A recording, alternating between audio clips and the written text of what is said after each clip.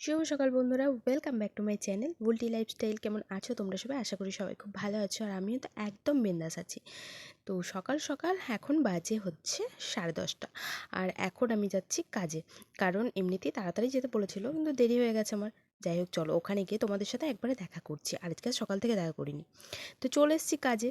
আর কাজে এসে আমি আজকে কিছু খেয়ে আসিনি, কালকের মতনই। তো আজকে না বাড়িতে আর কি খাবার দাবার কিছু বানাইনি আমি, যার জন্য আর খেয়ে আসিনি। আর এদিকে আমি পরোটা নিয়ে চলে এসেছিলাম। তো আজকে খাবো পরোটা, অনেক দিন খাই না।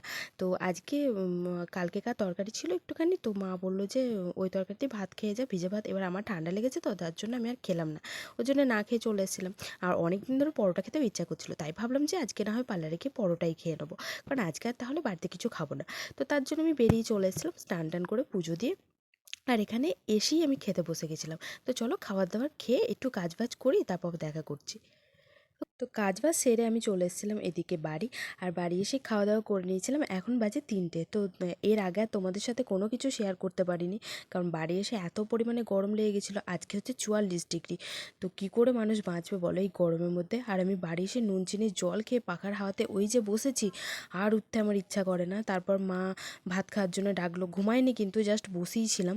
তারপর ভাত টাত খেয়ে এই কতগুলো বাসন ছিল, এঁটো বাসন, ভাতের বাসন প্লাস ওই রান্নাবান্নার বাসন। আর আজকে হয়েছে আমাদের রান্না হচ্ছে উনুনে হয়েছে, যার জন্য পোড়া কতগুলো ছিল।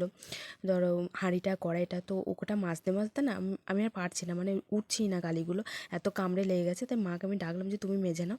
তো আমি আলগা বাসনগুলো ধুয়ে দিলাম, আর ওগুলো আমি কালিগুলো উঠিয়ে দিয়েছি। জাস্ট আর কি মা একটুখানি বালি টালি দিয়ে চেপে চেপে মেজে নেবে। তো তাই আর কি আমি ওটাকে ছেড়ে দিলাম, আর আমি আলগা বাসনগুলো ধুয়ে নিয়ে চলে যাব। আর এই কলে টিপে টিপে ধুতে না এত কষ্ট লাগে, কারণ এই কলটাতে তেমন জলও উঠতে চায় না। আর এখন তো খুব একটা টেপা হয় না, তাই খুব কষ্ট হয়, বুকে ব্যথা হয়ে যায়। তো বাসন টাসন ধুয়ে এসে ভাবলাম যে একটুখানি শোবো, তারপর দেখছি যে না, আজকে আর শোবো না। আজকে ড্রেসিং টেবিলের সামনেটা খুব ধুলো পড়েছে, দেখতে খুব বাজে লাগছে। তাই ভাবলাম একটুখানি পরিষ্কার করে রাখি, টাইম তো তেমন হয়ও না। আর পরিষ্কার করতে করতে না খুব কষ্ট লাগলো একটা বিষয়। সেটা হচ্ছে কিছু কিছু টাইমে আমার প্রচণ্ড খারাপ লাগে, কষ্ট লাগে। সেটা হচ্ছে একটা জিনিসই ভেবে, যাদের ভালোবাসার মানুষ কাছে আছে তারা কিন্তু বুঝবে না এই ফিলিংসটা, কিন্তু যারা নিজের ভালোবাসার মানুষকে দূর থেকে অনুভব করে না, তারাই বুঝতে পারবে যে এই কষ্টটা কতটা কষ্টের। তো আমার ক্ষেত্রেও সেরকম হয়েছে। আজকে আমার বরের জন্য প্রচণ্ড পরিমাণে মনটা খারাপ করছিল, তাই ভাবলাম যে তোমাদের সাথে শেয়ার করে যদি একটুখানি কষ্টটা কমে আমার। তো অনেক স্বপ্ন ছিল জীবনে, যে গুছিয়ে সংসার করব, তার কাছে থাকবো। কিন্তু আমার এমনই ভাগ্য যে না পেলাম সংসার, না পেলাম বর, না পেলাম ঘর, কিচ্ছু পেলাম না। পেয়েছি অনেক কিছু, হয়তো যেগুলো আমি খুব করে চেয়েছি সেগুলোই পাইনি। যাই হোক, চলো আজকে একটু বেশি ইমোশনাল হয়ে গেছি। আর কথা বলতে বলতে আমি পার্লারেও চলে এসেছিলাম। আর এসেই এখন ল্যাদ খাচ্ছিলাম। তার কারণ হচ্ছে ওই যে দুপুরে ঘুমাইনি, তো সেই জেরটা যাবে কোথায়?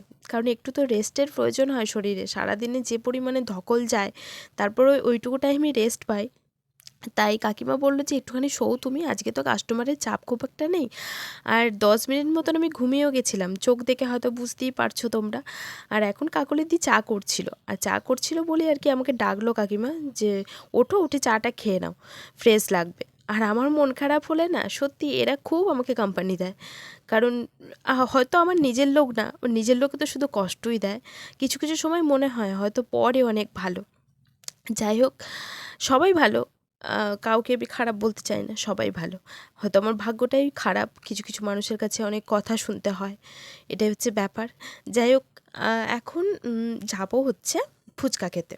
কারণ আজকে যেহেতু মনটা খারাপ ছিল, কদিন ধরে আমার মনটা খুব একটা ভালো যাচ্ছে না, তাই ভাবলাম যে একটু যদি বাইরের হাওয়া বাতাস লেগে একটু ঠিক হয়। আর বেরিয়ে পড়েছি এখন ফুচকা খাওয়ার জন্য। তো চলো একবারে বাজারে গিয়ে তোমাদের সাথে না হয় দেখা করছি, কারণ আজকে বাজারে 2-3 জায়গায় প্রচুর ভিড় হচ্ছিল, কারণ মিটিং হচ্ছে, যেহেতু ভোট আসছে সামনে, তাই মিটিংয়ের জন্য খুব ভিড় হচ্ছিল।